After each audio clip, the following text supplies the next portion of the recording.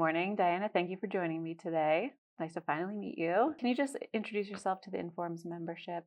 Yeah, of course. My name is Dayana Cope, and right now I'm a general manager of decision sciences at Delta Airlines. And I've been an Informs member for a very long time. I didn't even remember how long, Yeah. over 15 years now. And I've really enjoyed being part of this community. So thank you so much for having Of me. course. So just tell us how you got into this field. How did it all start? I started in school. I've always knew I wanted to be in analytics, even back when it wasn't cool, specifically because I was always intrigued by simulation and analysis, and that's kind of the field that I picked and did my bachelor's, master's, PhD all around simulation, supply chain. I started getting involved in projects early on, like with professors, working with industry. Initially, as an undergraduate, I worked with NASA. Oh, cool. So that kind of got me into this field, and it just kind of, went in from there. What did you do for NASA? Are you allowed to talk about it? Yeah, we built the first model of the space shuttle operations. Wow. So it was in ARENA. It was the first ever model that was built, and really it was to understand when the space shuttle started, they overestimated the cost, how much it was going to cost to operate the space shuttle, because every time it lands, you have to maintain it, and then it goes again. And they underestimated the number of flights they were going to get. So every year. So they overestimated by 2 orders of magnitude the cost and underestimated the number of flights by 1 order of magnitude. So instead of getting 50, 70, they got 5, 7. Yeah. Oh my gosh. So this model was to help them maybe understand a little bit better what the bottlenecks were in the operation and kind of improve it and go from there. So. Wow, that's cool. And you did that in undergrad? Yeah. Wow. Yeah. That's amazing. How do you define analytics? I do have a broad definition of analytics. I subscribe to the Gartner definition of predictive, prescriptive, descriptive analytics. I don't necessarily put them in an order of value because I feel like companies have, can gain value from all of them depending on the maturity level of their data and where they are as a company using analytics. So, but I do bucket them and, maybe it could grow. Yeah. It depends on the conversation. We'll but there's a fourth one. So I know you used to work for Disney parks, so I'm sure people ask you about that all the time because everyone loves Disney. But in general, I want to know your favorite project in your 20-year industry career. It doesn't have to be from Disney. It doesn't have to be from Disney. You know what? I don't have a favorite project. What I did love at Disney and where I am now at Delta is that the work that we do is impactful and you could see it. The project that we worked on at Disney, you might be working on a forecasting model for labor. So we know kind of how many people like you should staff for a quick service restaurant or for the cruise line or opening a park in Shanghai. You could always go and see that. Yeah. You could see the people, you can see how your models were performing. We also maintain a very visible piece of the Disney park experience, which was the wait time models in my team. So, it's always kind of top of mind for the guest and always trying to improve that experience for the guest. And same for Delta. Yeah. Did you guys come up with those fast pass bands for the families? No, I did not. There is a lot of people that claim to have come up with it. It's a big effort. Yeah. It's a lot of people, a lot of teams that have helped with that. But, we do appreciate that as a good thing for the guest. And, we'll see where that goes. Yeah. I haven't been in a long time. So do you have any advice for analytics and data science students who are trying to decide between industry and academia? It's really a lot of introspection into what drives you and where your passion is and really understanding how, what makes you happy because it's going to be the rest possible. Maybe not, because you can always kind of make a change, but it's going to be at least the next 5 years, right? If you enjoy kind of working on your own and kind of laying your own path and doing research and finding new areas that are important to you and that you think, you want to research on, then, academia might be a good way to go. If you're more interested in kind of the practicality of our field and solving real problems, faster pace, working with others, like, working in teams, working cross-functionally, if that's, if you're curious about the world and the problems that companies are having and how to solve them, not necessarily getting the best solution for them, but getting a solution that provides value and people are going to use, then definitely industry might be the right way to go. Great, thank you. You were the general chair of the 2021 Informs Business Analytics Conference, which was completely virtual. Right. Can you just give us an overview of that experience? It was such an unprecedented year, so I'd love to hear from you about it. I think I got a pretty good deal. Yeah. Because I had so much help from all of Informs. I got to stay home. I have kids, and for me, during that time, it was a good conference. I enjoyed. I really had to sit in front of lights like this and cameras and have like wardrobe changes It's kind of fun. and do my own makeup and stuff like that. So that was fun. Yeah. But definitely, a lot of the work went, Informs and the staff and in the planning committee, that is such a big part of this conference that nobody really kind of notices, that we start working a year before the conference happens. And so a lot of that. So I just was the face of the conference, and I thought it was a great experience. I really enjoyed it. So you guys had already started planning pre-COVID then, right? Oh, so did a lot of work have to, I know obviously 2020 we pivoted completely. Yeah. But 2021 you had a little bit more time, but was a lot of work wasted in any way? No? Okay. Good. No, we already knew we were going to be virtual because Scott's, the 2020 was virtual or hybrid. Was it? It was. I don't remember. Virtual. It was virtual. Okay. So we already knew the decision was made pretty early. Yeah. So we kind of could plan for that. We planned everything and we knew this is going to be virtual. So let's just, do it from the beginning. Yeah. Just missed a little bit of the networking. I know we tried to do those virtual networking booths and tables, which it worked for some people. But I think once we finally all came back, I guess last year, the last analytics, everyone was just so excited to be there and see people. That's such a big part of this conference. And you're right, at that part I did miss. But the next year we were here and we got to see, familiar faces. This year it feels more, this year it feels more normal. Right. So I'm glad to see a lot of people back and seeing a lot of familiar faces and connecting with people again. I think that's been great. Yeah, the excitement. You can feel it.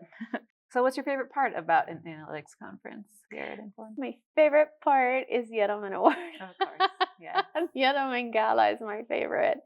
I just really like when everybody dresses up and everybody's it's a fun evening. Enjoying themselves. Yeah. And I love the quality of the videos, and I sometimes cry. Yep, I cried last year. That's so special.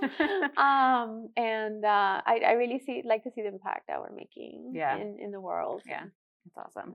So in addition to chairing a conference, you're also an Informs Roundtable representative, an active member of WORMS, and you were awarded the 2020, I think, Volunteer Service Award from Informs. Why do you find this engagement so important? I really think that being part of a professional organization, you get more when you're engaged, when you volunteer, and when you give your time, because that gives you an opportunity to learn, to network, to meet other people. The roundtable was amazing for me. I was part of the roundtable when I was at Disney. Okay. I left, and then now I'm back with Delta. That opportunity to network with other executives, other people that have organizations, analytic organizations, seeing what's top of mind for them, what they're worried about, what's successful, what's not. I mean, it's a great opportunity. And just the network that you build, during COVID, I was fortunate enough to call one of my roundtable network people that I met. And I was like, hey, I'm leaving Disney, where I'm starting my own company. What do you think? Can you give me some advice? Yeah. And he was able to give me that. And that wouldn't have happened if I wasn't involved. Yeah. So you never know where your next opportunity is going to come from. That network that you build could provide you that next opportunity. It could provide you that next idea. If you're having questions about how do you structure your organization as a leader, or, a specific project that you're working on as an individual contributor, great opportunity to network with others.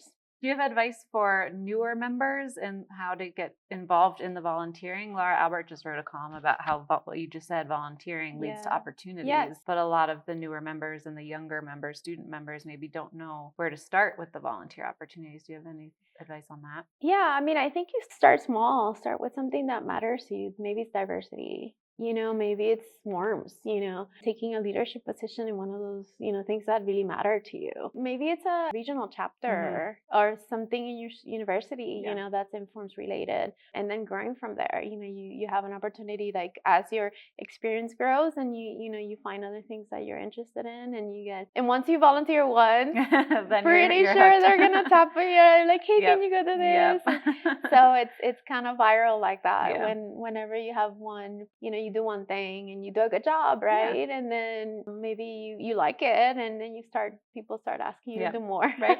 Like this interview.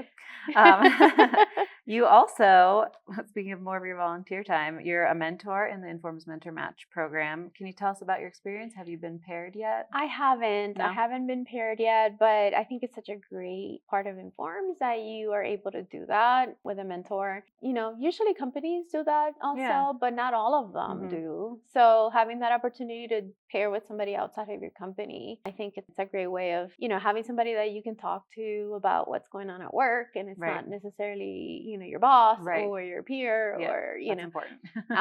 And then you can bounce ideas out of, and they can help you with whatever kind of decision you're trying to make. If you go for a promotion, or they can help you, give you that external perspective. So I really like that program, and I hope it goes well. Hopefully I get, So tell us something that not many people know about you. Well, I'm Dominican, so I was born in the Dominican Republic. I don't think a lot of people know that. My first language is Spanish. I moved to Puerto Rico when I was very small. I grew up there, and so I'm very, very Puerto Rican, Dominican, because I can switch the way that I talk Spanish to, like, my accent. If I'm speaking to my mom, who's Dominican, I switch to my Dominican accent, and if I'm speaking to my friends Puerto Rican, my husband's Puerto Rican, so his side of the family, I can switch to my Puerto Rican accent pretty easily. I don't even notice. Most people might not know there's a difference. People might not know. But for native Spanish speakers, you can tell. Can you look into the camera and say join Informs in Spanish? Bueno, los invito a todos a venir a Informs y a hacerse parte de esta organización que es tremenda, y puedan ser parte de Informs. Yay. You'll have to translate everything, because I don't think that was just join Informs. I know, because it's hard, right, to do that translation. But I just said, I hope everybody can come, comes and be part of Informs as an organization and join us. Great. Awesome. Thank you. I promise I didn't say anything. No, I believe you. We'll Google it later. You're good. So what were you like? You said you grew up in Puerto Rico. When did you come to the U.S.? I moved to the U.S. when I was a junior in high school. Okay. So what was high school you like, and would you have any advice for your younger self? High school was great. I had a great time in high school. It was the 90s, so it was a great time. If I had any advice to myself, I would say, go be the great person you're going to be, and don't worry about anything, right? Everything's going to work out. Good. So. Yeah. If you could travel anywhere right now, where would you go? Oh, that's a hard one, because I work for Delta, so you can travel anywhere you want. Yes. So we've been traveling quite a bit. Oh, nice. Well, where have you been recently? I've been to South Korea. We went to South Korea in February, which was a lot of fun. It's a long way to go. Yeah.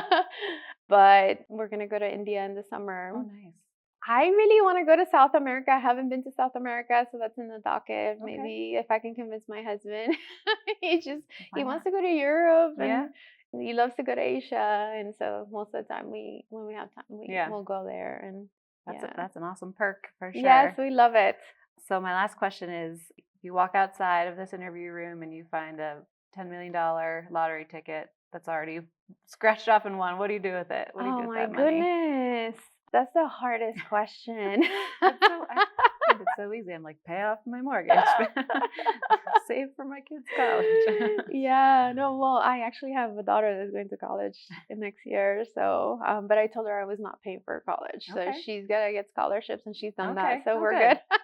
So you're on your own, kid. Yeah. You gotta own your education. Yeah. If I were to find 10 million, I don't know. I mean, it's difficult, because I wouldn't say, I would leave, I would do, stop working, because I just love what I do, you know? I guess I would put it in under my bed. And then when I get really tired of working, then I'll just have it. I'll just travel the world. Buy a boat or something. No, I get seasick. Okay. Oh no. I travel by plane.